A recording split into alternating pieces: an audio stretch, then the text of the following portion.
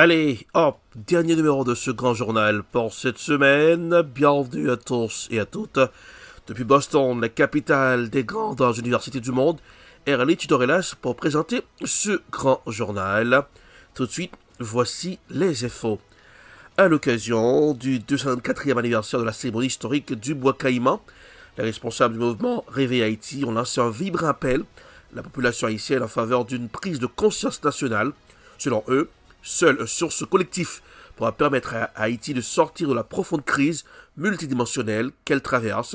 Écoutons un extrait signé Téléguina. « 14 août 1791, 14 août 2025, ça fait 234 l'année depuis ancêtres nous qui te gen dans tête yo comme leader convaincu et accepté dans l'histoire universelle et principalement dans l'histoire de Saint-Domingue, Boukman, qui te réuni 200 nègres très courageux pour te conscientiser yo, inculquer yo la conscience collective pour nous être capables d'arriver dans 18 novembre 1803 en passant par 18 mai 1803 et pour nous être capables de proclamer indépendance nationale nous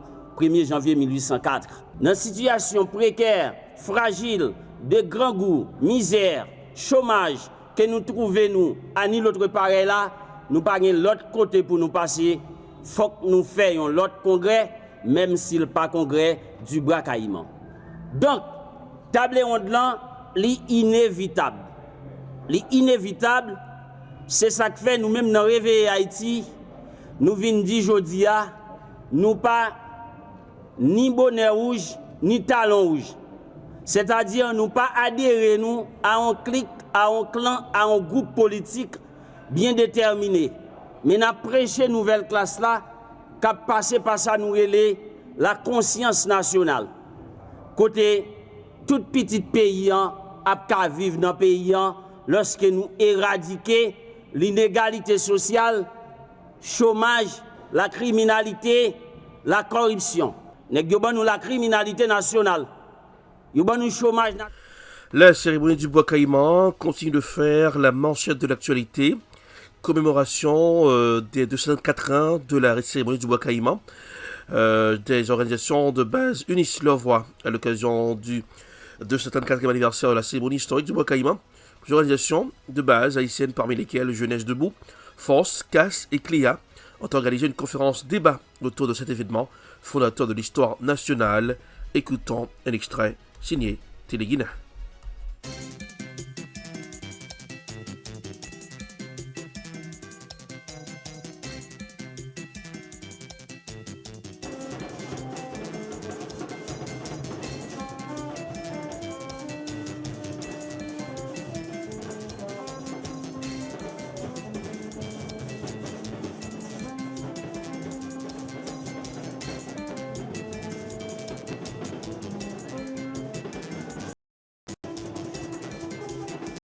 Révolution haïtienne. La cérémonie du Bois Caïman est le mythe fondateur de la nation haïtienne. Sans Bois Caïman, je ne dis pas ta gagné 23 août 1791, pas ta gagné 18 novembre 1803, pas ta gagné tout en 1er janvier 1804. Ça veut dire je ne dis pas, dans le même sens pour me dire nous, en tant que jeune monde, jeune femme, jeune garçon, pour nous inspirer des actes que les ancêtres nous ont fait, moi inviter la jeunesse à prendre responsabilité pour nous créer mythe pas nous. Parce que là, nous avons une période qui est extrêmement difficile, côté personne par contre qui côté pour yo bail, personne par contre qui ça pour yo faire dans le pays. Vle ou pas, tout le monde victime, quitte moun en haut, quitte moun en bas, qui tout saute dans la masse, qui tout bourgeois, tout le monde victime. L'impératif faut nous mettre tête ensemble. Moi inviter la jeunesse, prendre responsabilité nous pour nous faire bataille là. Bataille ça n'a fait aujourd'hui. Peut-être que c'est pas nous-mêmes qui parlent bénéficier, mais c'est petit nous. C'est petit nous qui parle bénéficier parce que c'est moun sa yo qui pral plus gros victime dans journée jodi a nous conscient que à cause de notre passivité nous c'est victime mais là nous conscient que tout nous avons responsabilité dans la famille nous dit tête nous pas qu'à quitter que même moun qui fin jouer avec avenir nous pas qu'à quitter même moun ça vinn jouer avec avenir petit nous. Je dis à force, Jeunesse debout, casse et puis Cléa, nous prenons responsabilité nous. Nous conscients que nous gagnons partition par nous pour nous jouer pour que nous.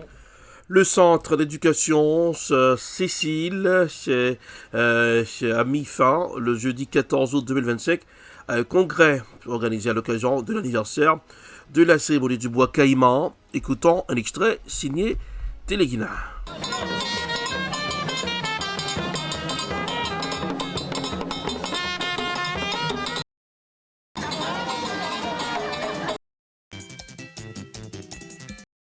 Cécile a organisé cette cérémonie ça, par rapport à un décret que le gouvernement a sorti. Nous avons 234 ans, nous avons gommé pour décret ça.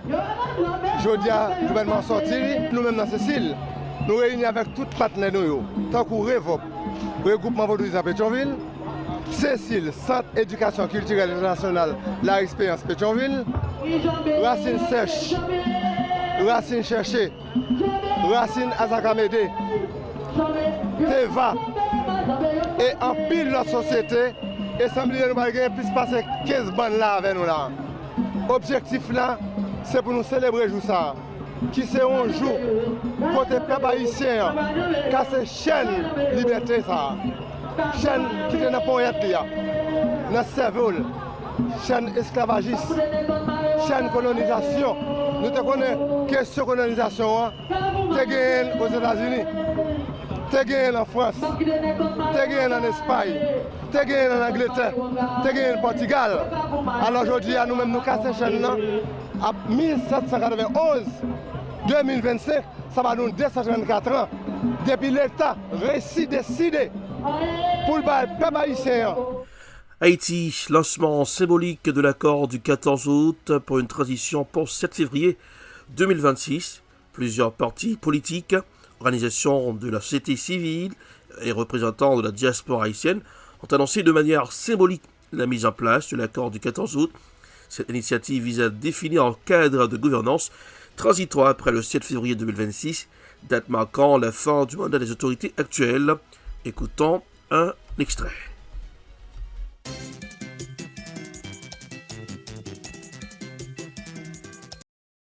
À la communauté internationale. Donc c'est tout à fait normal. Donc si on met au chef en côté, et bien le monde qui met au chef en côté, à premier nous doit c'est lui-même. Donc c'est ça que fait journée aujourd'hui nous dit eh bien nous pral faire bagaille là on l'autre gens. Pays d'Haïti c'est pour nous lier.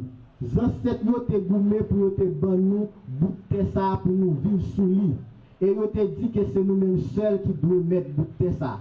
Donc c'est peut-être ça, dans la journée 14 août 2025, là, nous dit que nous ne sommes pas d'accord pour cette communauté internationale là qui a continué à imposer le monde pour diriger dans ce sens pas. Donc dans ce sens ça, eh bien, nous venons ensemble avec l'accord 14 août 2025, qui c'est nous-mêmes haïtiens qui pour décider, mais qui est-ce qui a dirigé. Même si c'est vrai c'est en transition, mais nous sommes capables de décider dans la transition.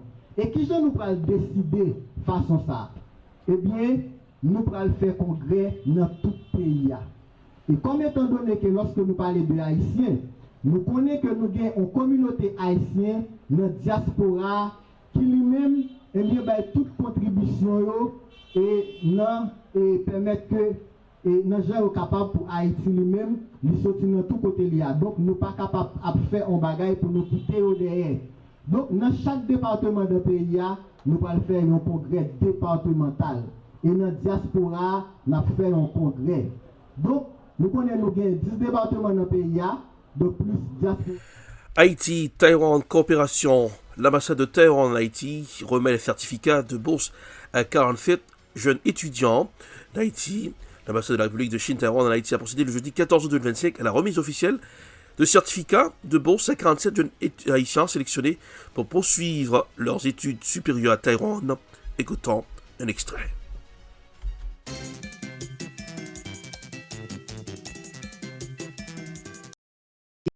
Le respect mutuel et la confiance réciproque. Chers camarades boursiers, accepter cette bourse, c'est faire preuve d'une éthique de responsabilité qui consiste à regagner notre pays au terme de nos études afin de partager ce que nous aurons appris et surtout de contribuer à bâtir une Haïti plus forte, plus prospère, plus pacifique et plus inclusive. À cet égard, il importe d'insister sur le fait que dans le cadre de ce programme de formation, nous ne porterons pas seulement nos ambitions personnelles, mais nous porterons aussi les espoirs de nos familles et de nos communautés. Enfin, au nom de toutes et de tous, je renouvelle nos remerciements au gouvernement taïwanais, au ministère bénéficier du programme de formation de la République de Chine-Taïwan. Cette activité, qui est la finalisation d'un long processus, est devenue une routine pour la direction des affaires culturelles. Et moi-même, en particulier, tant le processus que suit est rodé par l'usage et le temps, amenant mes collaborateurs et moi, ainsi que les cadres de l'ambassade de la République de Chine-Taïwan. Dans la préparation de leaders, de décideurs et de bâtisseurs. Son rôle est triple: enseigner pour transmettre les connaissances, rechercher pour faire avancer la science et la pensée, et servir pour la jeunesse haïtienne. Excellence, en ce moment privilégié, je tiens au nom du gouvernement haïtien et à mon nom personnel à exprimer notre sincère.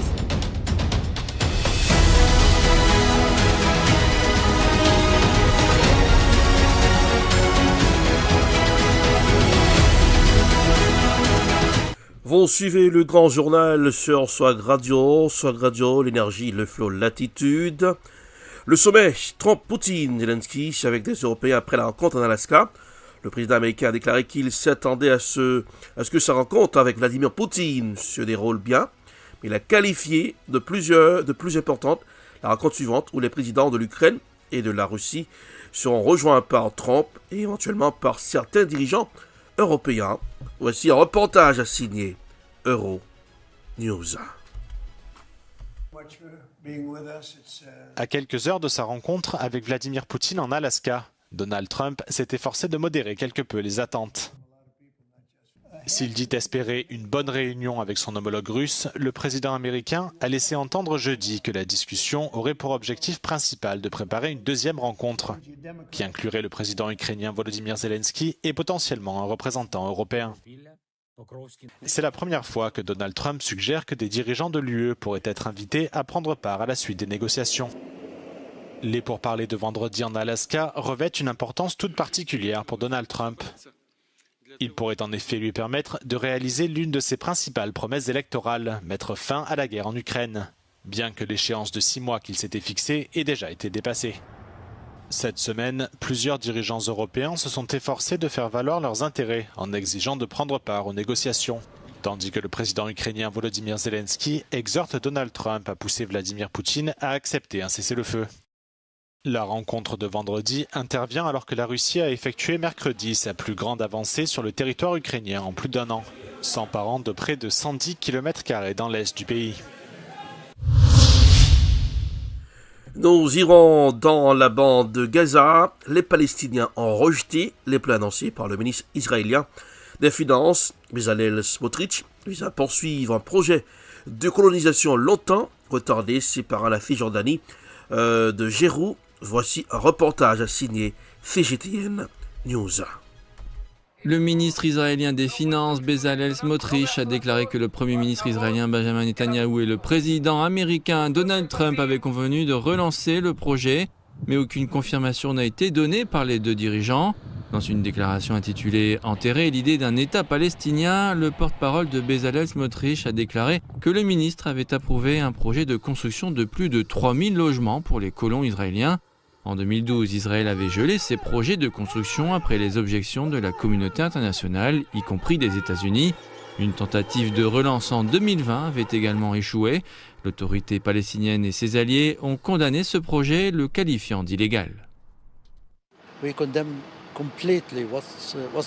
condamnons totalement ce que les Israéliens prévoient de faire avec les nouvelles colonies et la Cisjordanie. Toutes les colonies sont illégales, contraires aux accords conclus depuis Oslo. Et nous sommes d'accord pour dire qu'il ne devrait y avoir aucune action unilatérale sur le territoire palestinien. Le deuxième point important concerne la résolution 2334 du Conseil de sécurité qui considère que toutes les colonies de Gaza, de Cisjordanie et de Jérusalem-Est sont illégales. Le monde entier a voté, y compris l'administration américaine.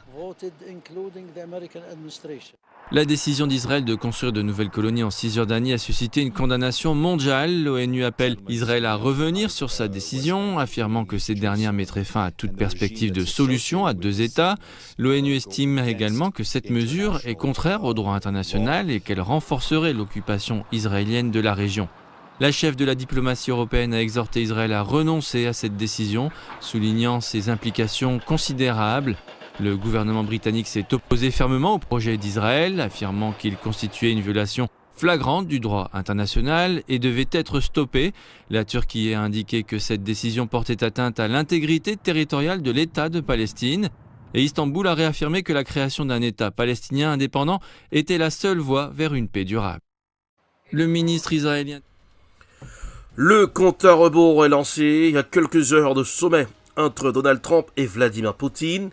Les habitants d'Anchorage, la plus grande ville d'Alaska, ont décidé de leur réserver un accueil glacial et de dire haut et fort leur soutien à l'Ukraine, dont l'avenir est au cœur de cette rencontre. Voici un reportage signé France 24. Ils se sont donné rendez-vous à un carrefour très fréquenté de la ville. Drapeaux bleus et jaunes aux couleurs de l'Ukraine et sur les pancartes un message de défiance à l'égard de Donald Trump et Vladimir Poutine. Je pense que c'est une honte. Je trouve tout simplement ridicule que deux pays se réunissent pour décider du sort d'un autre pays. Rien ne devrait être dit ou décidé au sujet de l'Ukraine sans l'Ukraine. Zelensky devrait être ici. Les dictateurs, qu'ils soient étrangers ou américains, ne sont pas les bienvenus en Alaska. Le président russe, sous le coup d'un mandat d'arrêt, n'aura rien à craindre aux États-Unis puisque Washington ne reconnaît pas la Cour pénale internationale. Donald Trump est un criminel, un raciste, un violeur. Il est toutes ces choses horribles. Et il invite un criminel de guerre sur notre sol. C'est juste atroce. Ailleurs dans la ville, les habitants croisés se montrent plus optimistes, avec l'espoir que Donald Trump parvienne à faire plier son homologue russe. Je pense que nous devrions être enthousiastes. Peut-être qu'ils pourront parvenir ici à un accord de paix. Je crois que la ville devrait être fière de participer à cela. Quoi qu'il ressorte de cette rencontre, j'espère que cela nous fera avancer d'une manière positive pour aussi aider l'Ukraine. Ce sont des vies innocentes qui sont perdues sur les champs de bataille et c'est sur cela que nous devons trouver un accord pour y mettre fin. Mais les dirigeants se retrouveront en réalité bien à l'écart du centre-ville, un peu plus au nord dans la forêt qui entoure Anchorage, sur cette base militaire dont l'accès nous est interdit. D'habitude, ce genre de sommet est précédé de longues négociations. Cette fois, il a fallu tout organiser en quelques jours seulement. La base militaire d'Elmendorf-Richardson est donc apparue comme la seule solution possible pour offrir un maximum de sécurité aux deux chefs d'État. Nous resterons toujours dans la rencontre Trump-Poutine en Alaska. Hier jeudi, à la veille de sa rencontre en tête-à-tête en Alaska avec Vladimir Poutine, Donald Trump a souligné que seul un sommet tripartite, incluant Volodymyr Zelensky, pourrait sceller un accord de paix en Ukraine, réitérant que les territoires devaient être divisés. Voici un reportage signé Radio-Canada. Rien ne semble perturber ces montagnes majestueuses d'Anchorage. C'est ici, en plein cœur de l'Alaska, que se joue l'avenir de l'Ukraine, mais sans l'Ukraine. Ce sera un sommet entre le président américain et Vladimir Poutine. Je pense que ce sera une bonne rencontre, dit-il, mais c'est la deuxième rencontre qui sera la plus importante, avec Poutine, Zelensky et peut-être des leaders européens. On verra. Mais ce premier sommet se déroulera sous haute sécurité à la base militaire d'Elmendorf-Richardson, à une vingtaine de minutes du centre-ville. Cette administration est énergique, dit Vladimir Poutine. Elle fait de sérieux efforts pour arrêter les hostilités et créer les conditions pour une paix durable. Vladimir Poutine qui est perçu comme le vainqueur de ce tête-à-tête avec Trump en sol américain, alors qu'il était considéré comme persona non grata après l'invasion russe en Ukraine en 2022. Pour beaucoup, il revient en position de force, car l'armée russe fait d'importantes percées dans l'est de l'Ukraine. Poutine revendique le contrôle total de Louhansk, Donetsk, Zaporijjia et Kherson, en plus de la Crimée que la Russie a annexée en 2014. Un scénario rejeté par Volodymyr Zelensky qui exclut tout retrait des forces ukrainiennes de l'est du pays. Après le chancelier allemand, le président ukrainien a rencontré le Premier ministre britannique Keir Starmer à la veille du sommet. Il a été question de garanties de sécurité pour l'Ukraine ainsi que d'un soutien militaire. Plus de 80% des Ukrainiens s'opposent à toute concession territoriale. Donald Trump sera en mode écoute selon sa porte-parole. Il a parlé d'échanges territoriaux de part et d'autre sans vraiment donner de détails. Donald Trump se définit comme un homme de paix qui veut mettre fin à une guerre. Je saurai dès les premières minutes si c'est une bonne rencontre, dit-il à la veille du sommet. Et si ça se passe mal, ça va se terminer très vite, ajoute-t-il. La Maison-Blanche a confirmé que les deux leaders feront une conférence de presse conjointe après le sommet. Mais Donald Trump n'écarte pas la possibilité de faire une conférence de presse tout seul si la rencontre s'est mal passée. Ici à Zebouet-les-Gurgis, Radio-Canada, Anchorage, Alaska. Avant de fermer ce grand journal, nous irons au Mali. Des arrestations pour coup d'État présumés. Les autorités militaires du Mali ont annoncé jeudi l'arrestation d'un groupe de militaires et de civils, dont 2 généraux maliens et un agent français présumé accusé d'avoir tenté de déstabiliser le pays. Voici un reportage signé Africa News. Au Mali, la junte au pouvoir a annoncé jeudi l'arrestation d'un groupe de personnes, des militaires et des civils dont 2 généraux maliens et un français présumé. Les autorités accusent ces personnes de tentatives de déstabilisation.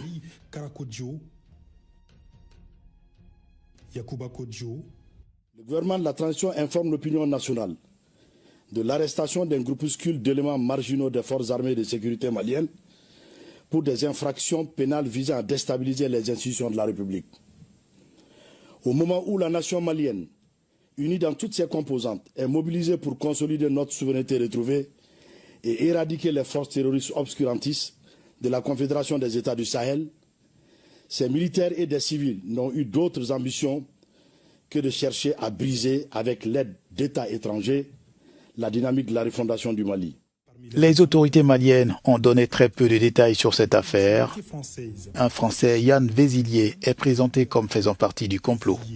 Le gouvernement de la transition rassure également l'opinion que la situation est totalement sous contrôle et invite les populations au calme tout en restant vigilantes face aux tentatives désespérées de déstabilisation qui échoueront toujours, plaise à Dieu. La télévision nationale a diffusé des photos de 11 personnes qui, selon elle, faisaient partie du groupe qui a planifié un coup d'État. Pour l'instant, aucune réaction de Paris concernant le supposé français incriminé par Bamako.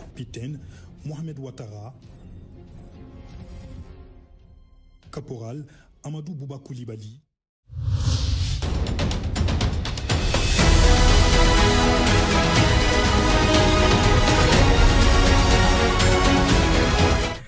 Et voilà, avant de partir dans ce journal, coup d'œil sur la météo. C'est vendredi. Aux États-Unis, on dit toujours Thanks God it's Friday. C'est le payday pour certaines gens. Du cash flow dans leur poche. Alors, quelle est la température pour ce vendredi 15 août 2025? Petit coup d'œil. La journée s'annonce ensoleillée et agréable, avec des températures maximales atteignant 91 degrés Fahrenheit en après-midi. L'humidité sera faible, rendant l'atmosphère confortable.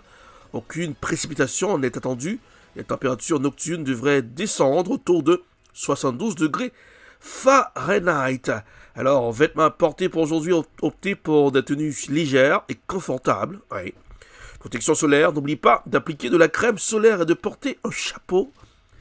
Hydratation, pensez à boire régulièrement pour rester hydraté. Activité extérieure, c'est une excellente journée pour explorer les parcs, faire du vélo, profiter des terrasses en ville. Et voilà, c'est ça pour la météo. Eh bien, c'est la fin de ce grand journal sur Swag Radio. Swag Radio, l'énergie, le flow, l'attitude. Swag Radio, on air avec du style. Alors, faites passer le message à vos camarades. Alexa, open Swag Radio. Maintenant, c'est Arlette Dorelas. Passez un excellent vendredi, un excellent week-end en écoutant Swag Radio. C'est le son qui swag.